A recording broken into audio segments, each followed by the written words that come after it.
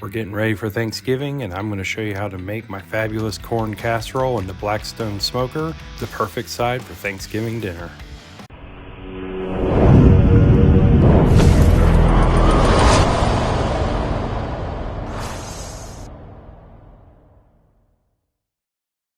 We're going to start with 2 sticks of butter that we're going to just throw right into a mixing bowl, and we're going to go ahead and microwave this for about 30 seconds to a minute until it's completely melted. While that's microwaving, I'm going to go ahead and spray down my pan and get it ready. So this is a dump and go meal, so I'm going to start by dumping 2 cans of whole kernel sweet corn into that melted butter, followed by 2 cans of creamed corn.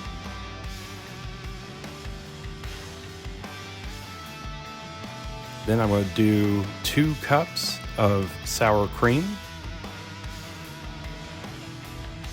followed by 2 boxes of this Jiffy corn muffin mix.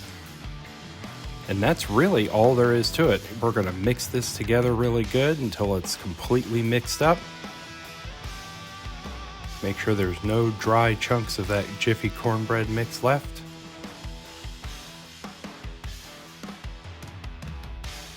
Then we're going to just dump this directly into my pan.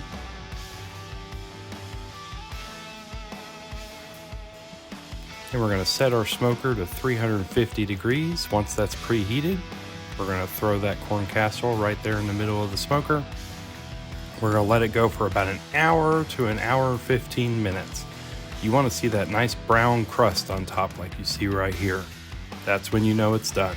This is delicious. Let me know if you try it for Thanksgiving. Thanks for watching.